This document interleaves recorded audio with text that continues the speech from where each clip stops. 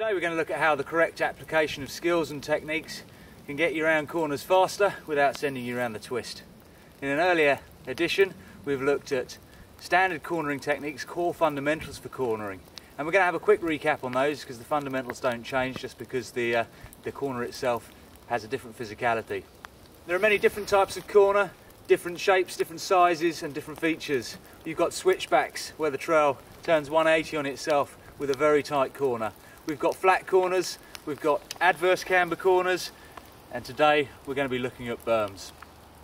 Once the preserve of the BMX track, a nicely manufactured and designed berm is very much becoming a feature of many trail centre trails and trails that have been worked on by those trail pixies out there doing the good work for all us riders.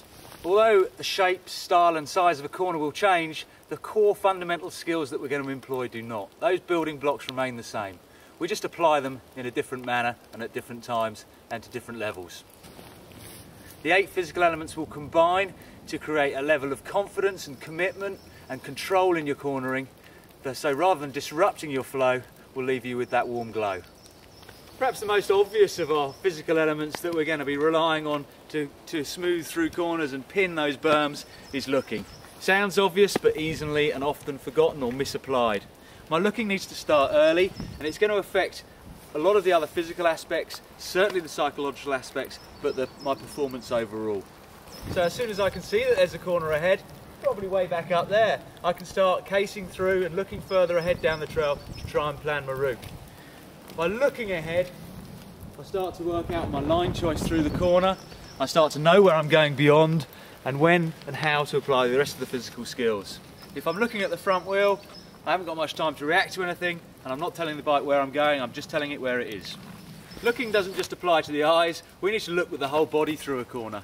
So once my head and eyes have looked through a corner to the exit point, that gives me somewhere to line up my hips and shoulders as I progress through the corner and drive the bike through the corner. By looking in increments round a corner, bit by bit by bit, I'm likely to only move my body in stilted, small movements rather than one flowing motion. That's going to result in a jerky cornering technique where the bike is juddering around.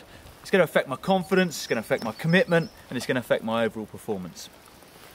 Only by looking ahead and through the corner can I start to deal with visual performance cues. We've talked about those in earlier editions, but visual performance cues are those things which catch your eye, which affect your psyche and spoil the way you ride. In dealing with them, we need to look through visual performance cues. So by looking ahead again, I've got an opportunity to deal with them early. Fortunately, when it comes to a nicely shaped berm, one of the beauties there is that the visual performance cues are minimalised. There are less things to think about. There's no adverse camber to worry about. There's not necessarily any roots. So on a well-crafted trail centre, four-cross or constructed berm, the visual performance cues are in fact quite low. One of the most obvious performance cues visually when it comes to the berm is the berm itself. This one here is quite a small berm. It's not particularly high, it's not particularly deep. But as you progress into more technical terrain and bigger, steeper terrain, you're going to find berms way up here, 10 feet high, massive, that can put the fear as you ride in.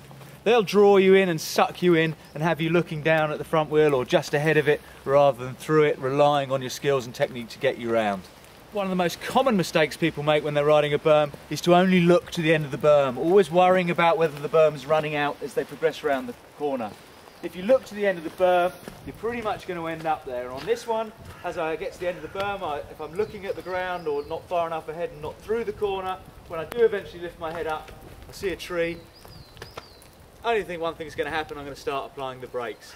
As I start to run out of time in the berm by looking to the end of the edge of the berm rather than through the corner, I'm going to drift wider, I'm going to be on the brakes, and that's going to affect the bike's ability to get around that corner and my ability to drive it through the section. So as I approach this berm, although I'm spotting my entry point, I'm looking through to the exit. And you'll see that as I ride into the berm, I actually turn my head to the exit. I'm using my peripheral vision here to make sure that I stay on track, but I'm more focused on where I'm going next. As my head turns to the exit point, which is pretty early on, it gives me that point of reference to line up my shoulders and line up my hips and drive through the the bike through the corner. Already I'm looking beyond the corner, beyond the exit point, down through into the next section and beyond, beyond, beyond. Staying way up that concentration ladder and keeping the flow going, keeping my speed, be that a high speed or a low speed, but maintaining what speed I've got and even accelerating out through the corner. The next physical element that we really want to be thinking about is our feet, our footwork. Your key point of contact with the bike, and therefore hugely important when it comes to successfully negotiating a berm.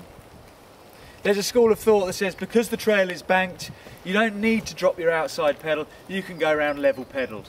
We're going to look at why that is utter rubbish. And in fact, best practice means getting the outside foot down. Look at pictures, look at video of top riders. At some point during that berm, they're going to get that outside foot down and be pushing weight and power through it. Just as I could ride my bike without any tyres, rolling around on the rims, it is possible, but it's not ideal. That's the same with your footwork. You can get around that corner level pedalled, but it's not best practice. It's not going to be very comfortable. It's not going to fill you with confidence, and you're certainly not going to utilise the full pump through the corner. That isn't to say that when you were riding a vertical wall, we might not stay level pedalled, but that's a different matter altogether. We're not talking about wall rides here, we're talking about your communal garden berm.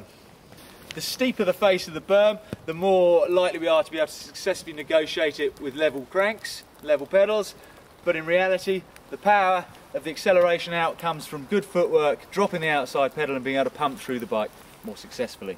Pumping the bike exaggerates the forces that are being created. Centrifugal force at speed will stick me to a wall if it's vertical, but I've got to be going pretty fast. Gravitational force is ever present. Doesn't matter how fast or slow you're going, it's there.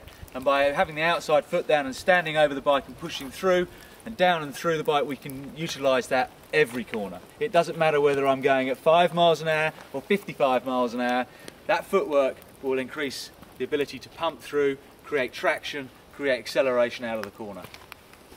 When, where and how I apply that footwork is going to a certain degree to be designated and defined by the shape, steepness and pitch of the corner itself. Despite that fact, the one thing that is true that can be said to remain constant is the need or the benefit from applying good footwork. With my outside foot dropped, I can keep my weight through the centre line of the bike even if I'm leaning into the corner. I can still drive pressure down through the tyres and stop them sliding away. Yes, I've got a bank, so it's less likely that the wheels is going to shoosh away from me and slide out in the corner, but if I keep some weight downforce on that pedal, I can lean in further, keeping weight on that pedal and propel myself through the corner faster. That's point one. The second benefit, very obvious benefit of getting the outside foot down is how it affects my ability to move my body mass and how it affects my be able to turn my hips through the corner.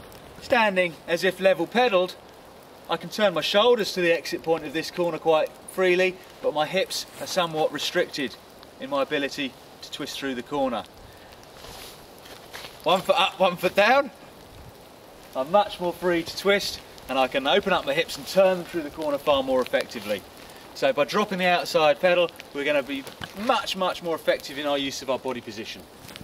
Thirdly, by having my outside foot down and standing on it, I'm going to encourage the bike perhaps to stand up slightly, and I'm going to increase the amount of counter steer I use to counter that, and that's going to generate more pump and more force through the corner.